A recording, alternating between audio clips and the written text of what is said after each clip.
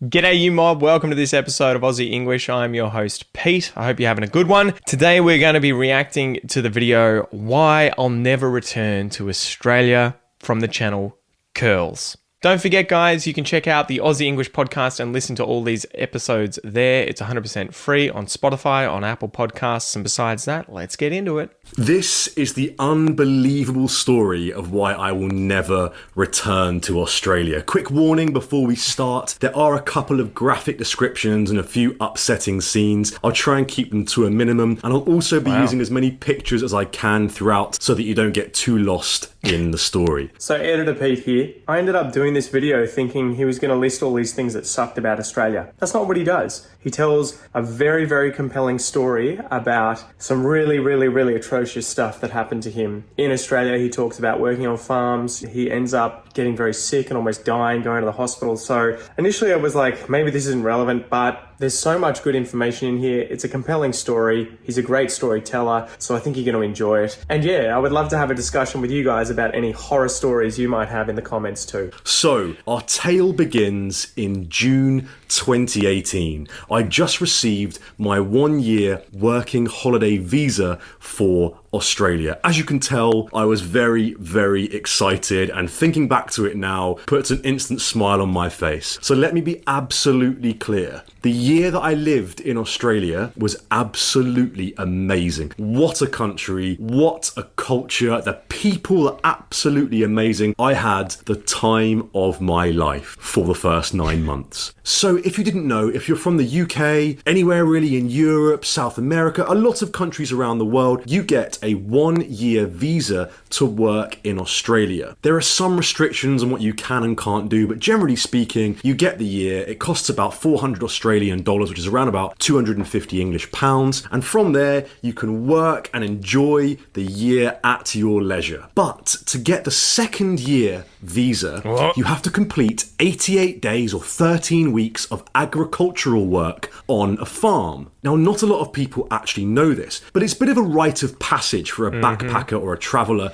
going from UK, Europe, South America, wherever in the world, over to Australia to do this farm work. It's very difficult, it's very intense, but you're living in a backpackers with around about 150 other people, so the weekends and the evenings are absolutely wild, but the farm work itself can be quite intense. It depends on what you're doing, from what I understand. I had 2 Estonian mates that I was living with in Melbourne when we were there, and their farm work that they ended up doing was working on a cotton gin, and I think they were loading bales of cotton just in harvesters or whatever, just sitting in there, listening to music, chilling out. They would often call me on the phone and be like, Tere, Pete.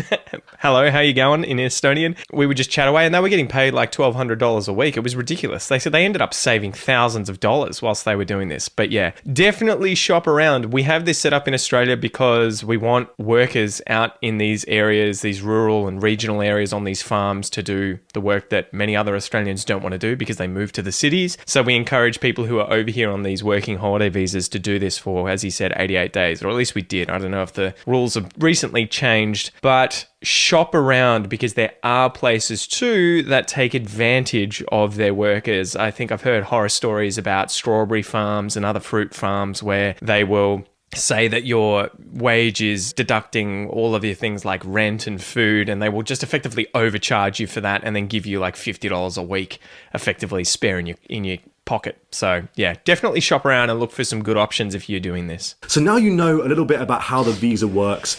Let me take you through what happened to me in Australia. So, after travelling around the East Coast for a bit, I settled in Sydney, and what a place, a very underrated city.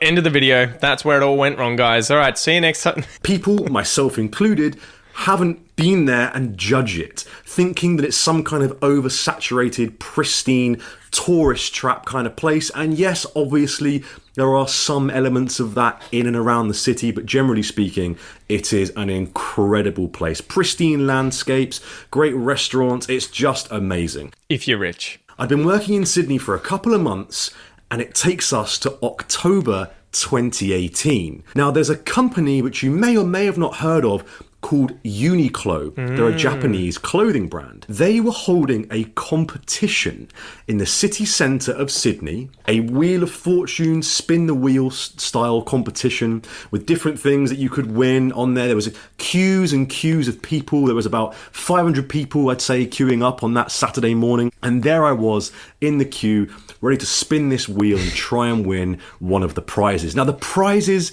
obviously varied in quality. You could win anything from museum tickets to noodles to money off, but the star prize on this Wheel of Fortune, a very, very small sliver, if you landed on that little segment, then you got entered into a prize draw to win a trip to New York. Now, I spun the wheel and I landed on that little segment. Wow. Perfect. My name's in the hat. Thinking... So, like, you enter a game of chance to enter another game of chance. That seems so strange. One of the prizes is that you are entered into another game of chance to win a prize. Nothing of it. I went on my merry way back to my apartment. But a few hours later, I got a phone call. Hello, is this so-and-so? Yes, it's so-and-so from Uniqlo. Oh, wow, hello, how are you? Yes, I'm good, thank you. Just to let you know that you've won our grand prize of a trip to New York. A trip to New York, incredible. So there I am, on the other end of the phone, freaking out, going, oh my God. Little did I know, the phone call was being beamed, like being played aloud to this massive crowd of people in the city centre of Sydney. And I could hear the crowd going wild down the phone, they were cheering, it was chaos. It was absolutely amazing. Obviously, went out to celebrate, got a bit worse for wear. We'll save that story for another time. Then when Monday rolled around, the lady from Uniqlo, the brilliant lady from Uniqlo, she emailed me saying, hello, just so you know, the nature of the prize is actually vouchers. So it's a voucher with Flight Centre and a little Visa gift card thing. Okay. So therefore, New York as a location isn't actually enforceable. Oh man, just take the cash and run. Fuck New York. Give me the cash, I'm fine. A lot of my mum's family live in New York, so I've been lucky enough to go there quite a few times. So I thought to myself, okay, I'm going to Japan. Amazing. Boom. So I booked my trip to Japan for the day after my first year in Australia finished, which was going to be the 1st of July 2019, because obviously my visa was from June 2018 to June 2019. So why do I feel like something here is going to happen where he didn't sort out his farm work and he left the country and he won't be allowed back in the country? I have a feeling that's where this story is going, guys. it made perfect sense to leave for Japan the first day that I was finishing my first year in Australia. Hold that thought. Trip to Japan booked. Now, we're back in Sydney, we're working, we're enjoying ourselves, Christmas comes around, it's amazing, January, February. Then at the end of February, I realised that I need to start my farm work if I want my second year. Yep. So, ringing around, emailing around, I found a place in far north Queensland, a little town called Innisfail. Oof. Now, in this town, there are a lot of farms. Most of them, though, are banana farms. Now, I'd never been on a farm in my life other than when you're a kid and you go and visit like an open air dairy cattle farm, whatever. I'd never been on a labour intensive farm. Definitely do your research, guys, on the kinds of labour that is required on these different farms, because there are definitely tiers of intense labour, right? Some are definitely easy, others are not so easy. And I have a feeling that banana farming would be back-breaking work. Well, I certainly hadn't been in the thick of it like this. So, end of February, I fly from Sydney up to Innisfail and I begin my work on this farm. Now, let me remind you, when you are in these places, you are living in a hostel with 100, 150 other young people and you're having the time of your life. It's got a beer bong there. So for anyone who doesn't know, it's like a funnel with a tube and people just keep pouring beers in there and you're meant to keep drinking, I guess, until you can't anymore. So definitely A-class Australian culture. The work, however, is brutal. Now, let me say one thing. As a Westerner who grew up in London and obviously has had office jobs over the years, and and whilst I'm not from a mega wealthy family, I've certainly had a privileged upbringing compared to a lot of the manual labour that people in developing countries have to do. So I was very much up for the challenge of working on a farm. However, let me tell you now, farmers in far north Queensland, based on what I've experienced, are aggressive. I have a lot of respect for them, a lot of respect, because the work they do is incredible. It's the lifeblood of the economy. They've seen this farm passed down from generations and generations. It's literally their lives. So naturally, when a young English person comes in and, is there and working and hoping to make a quick buck just to get their second year visa, I can totally understand why their backs would be a little bit up. I'm not sure, however, if that really excuses the scandalous level of psychological abuse that a lot of the farmers give to young backpackers. This is what I've heard, and it's like they see them as chattel, right? You're there to do your work. You don't really have any options. You have to do your 88 days somewhere. So once they got you locked in, you got to be careful. Again, it's not like that in every single location, probably not the majority of them, but it's something to definitely be aware of and do your due diligence when looking into these things and trying to find a good place. If it were me coming to Australia and wanting to do this 88 days work, I would probably be searching for places my friends had been and looking for good references. But yeah, it's a shame if this guy copped heaps and heaps of psychological abuse whilst there. On my first day at 5 a.m, there I was in the paddocks, slipping over left, right and centre,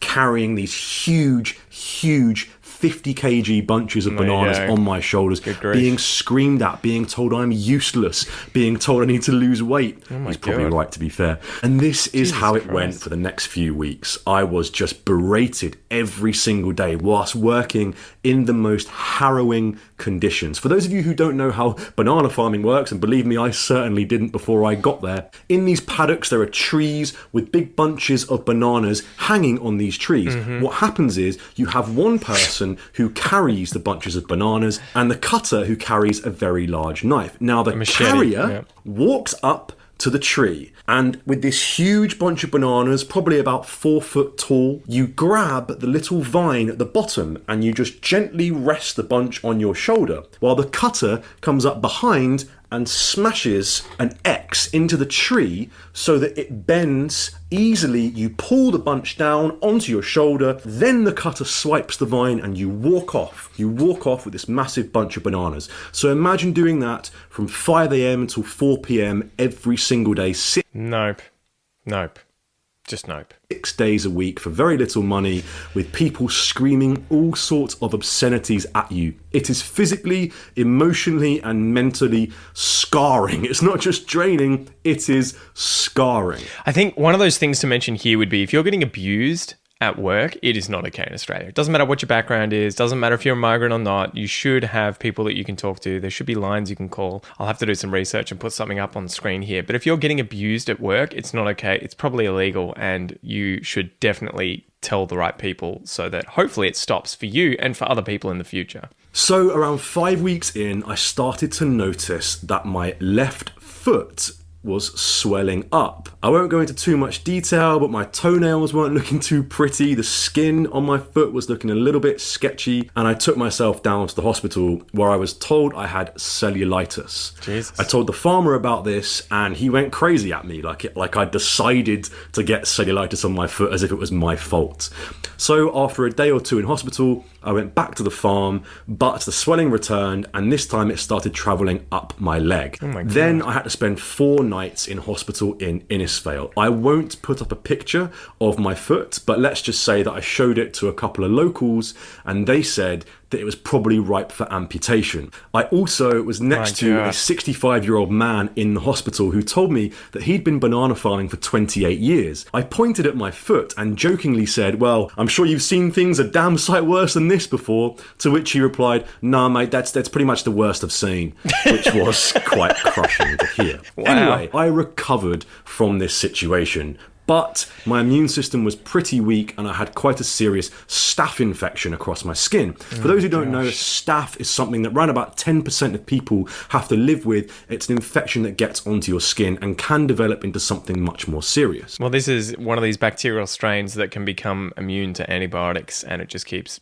effectively, it's a flesh-eating bacterium, right? So yeah, it's a big issue. So with this in mind, I obviously was in no fit state to return working to the farm. Therefore, after 7 weeks of work, I thought to myself, well, I've got about 2 months left on my Australian visa. I'm going to move to Melbourne, where I'd not been before. I moved down to Melbourne and had a great time. So for 3 weeks, I was enjoying myself. I made so many new friends. I was working quite a fun sort of salesy job, and I was staying in a backpackers where the social life was amazing. And then I got bitten by bed bugs. But the bed bug bites were intense. They were all over my back. And this is one of those things that backpackers in Australia are renowned for. I've never come across bed bugs anywhere in Australia, but I hear that in places like backpackers, you will find them all the time. So definitely look for, I think you see their feces, little like droplets of poo that appear on the white sheets and on the pillowcases and all that sort of stuff. You see any of that sort of stuff, run for the hills, because yeah, once you kind of get them in your stuff and in your bag and that, it's very hard to ever get rid of them. And they're these little blood-sucking insects that come out at night and effectively bite you everywhere and can cause a really bad reaction. And then they started to swell because I had the staph infection. Oh, God. Now, that got inside my body. Oh, great. That got inside my bloodstream. And one morning I woke up. Not only was there multiple abscesses on my back, I also had a swelling in my nose, a sort of throbbing feeling around this area. Oh, God. So I went straight down to the hospital and was told that it's possible that I'm infected with MRSA. There you go. Immediately Methicillin-resistant Staphylococcus aureus, yeah. So this is that really, really deadly antibiotic-resistant bacteria that you can get from hospitals. whisked off to a private ward where a doctor performed a very, very rudimentary bit of surgery on my nose to remove what was called vestibulitis. Now, when you have MRSA, it colonizes in certain places in your body, namely your nose. Now, if you recall earlier, my skin infection on my foot, I said it was swelling and the swelling was traveling up my leg. That's not such a worry because if it's a worst case scenario, you can amputate your foot. But when you have an infection in your nose, there is only one place that can travel. Into your brain. And then what? Is it meningococcal? Is that what you end up with? Bacteria in the brain? Good grief. Totally did not think the story was going this way, guys. I was hoping it was going to be like, here are a bunch of things that I hated about Australia. Your brain. So they knew that when I had colonized MRSA in my nose, they had to operate immediately. So much so there was no time to put me under general anesthetic. They tried to put a local anesthetic in my lip, crossways, like that. Now, if you've ever had a pimple or a spot by your top lip, then you'll know how much it hurts. And obviously, human beings kiss because all the nerve endings are in your lip. So imagine a needle going horizontally in your mustache area. It was difficult. So as soon as the needle went in, I screamed and cried like a baby. It was harrowing. I can imagine. After they did the mini operation, they took me for an MRI scan or CT scan, upon which afterwards the doctors told me that they were a little bit concerned with what they'd seen on the scan. What they'd seen was gas on the brain. This is what I was told. Now, I have zero medical background whatsoever, but as I understand it from the doctors, gas on the brain is a sign of infection that has reached your brain. Panicking, I was told it might be an idea to contact my parents. Bear in mind, I'm in Australia on the other side of the world to the UK, and it was sometime in the afternoon, so I had to wait a few hours until my parents were awake, and then I rang my mum, knowing that it was, or thinking that it was potentially the last time that I was ever going to speak to her. Jesus Christ, dude. I did not know that this video was going to go that sad and dark, guys. But yeah, far out. I think for me, it's like at the moment, it's like, just don't go to backpackers, guys. Don't do the farm work on banana farms and stay the hell away from backpackers. And the last time that she was ever going to speak to me. So I didn't want to tell her about the situation. I just wanted to have a normal conversation, ask her, how's the gardening going? Something stupid like that, because I knew that it was potentially going to be the last time and I wanted it to be a happy conversation. Then after that pretty intense hour or two of feeling quite morose, doctor came in and said that actually the gas on the brain on the MRI scan was a sign of a little bit of anesthetic that that had got in, but they were told the anaesthetic application was unsuccessful, so they didn't realise that that's what it was. Panic sort of slightly kind of over.